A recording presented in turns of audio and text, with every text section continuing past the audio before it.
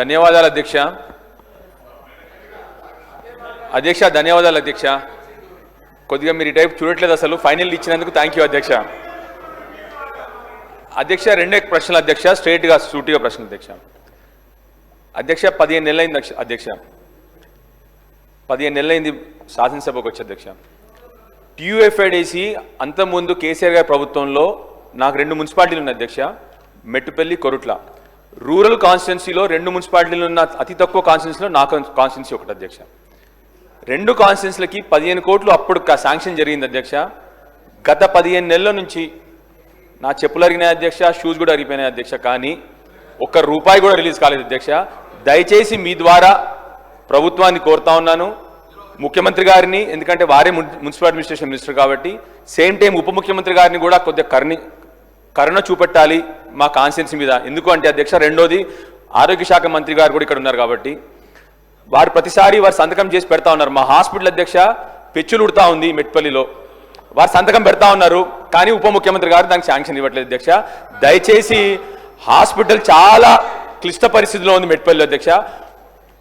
చివరికి అధ్యక్ష, మూడోది నిన్న మళ్ళీ ఉప ముఖ్యమంత్రి గారే మొన్న ఏం చేశారు అధ్యక్ష అంటే, వారు అసెంబ్లీని డిస్ట్రాక్ట్ చేయడానికి చాలాసేపు, గంట సేపు రుణమాఫీ గురించి మాట్లాడినారు. పర్వాలేదు.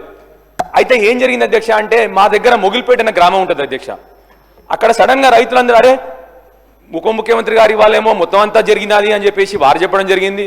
వాళ్ళ రైతులందరూ ఏం చేసినారు నిన్న అధ్యక్ష అంటే, మరి మాకు 350 మందికి ఒక్క గ్రామంలోనే మాకు రుణమాఫీ జరగలేదు, మేమందరం వెళ్ళి ప్రజావాణి, సోమవారం కదా అధ్యక్ష, ప్రజావాణిలో కలెక్టర్ గారికి మేము మొగిలిపేట గ్రామం, మొగిలిపేట విలేజ్, మల్లాపూర్ మండల్, కొరుట్ల కాన్స్టిట్యున్సీ అధ్యక్ష, వాళ్ళందరూ మేము ప్రజావాణికి వెళ్ళి మేము ఒక వినతి పత్రం ఇస్తాం కలెక్టర్ గారికి అంటే అధ్యక్ష, మిమ్మల్ని కూడా రిక్వెస్ట్ చేస్తున్నాను అధ్యక్ష, అసెంబ్లీ జరుగుతున్న సమయంలో ఆ గ్రామస్తులందరినీ అరెస్ట్ చేశారు అధ్యక్ష. దయచేసి మీ ద్వారా రిక్వెస్ట్ ఏంటంటే అధ్యక్ష, అసెంబ్లీ జరుగుతున్నప్పుడు ఈ అరెస్ట్ల పర్వం ఎక్కువవుతా ఉంది. వాళ్ళు పాపం కలెక్టర్ దగ్గరికే పోతామన్నారు, ప్రజావాణిలో కంప్లైంట్ చేస్తామన్నారు, ఎందుకంటే ఇక్కడ ఉప ముఖ్యమంత్రి గారు అందరికీ జరిగినదని చెప్పినారు కాబట్టి వారు అది డిసిషన్ తీసుకున్నారు అధ్యక్ష. చివరిగా అధ్యక్ష,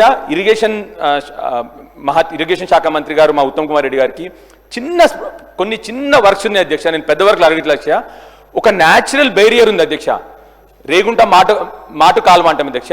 అది ఏమైంది అధ్యక్ష అంటే, న్యాచురల్ బేరియర్ వాటర్ ఒక 2000 ఎకరాలకు పోద్ది అధ్యక్ష. అది గ్రాడ్యువల్గా టైంతోని అది కొద్దిగా డిస్ట్రాయ్ అయింది అధ్యక్ష.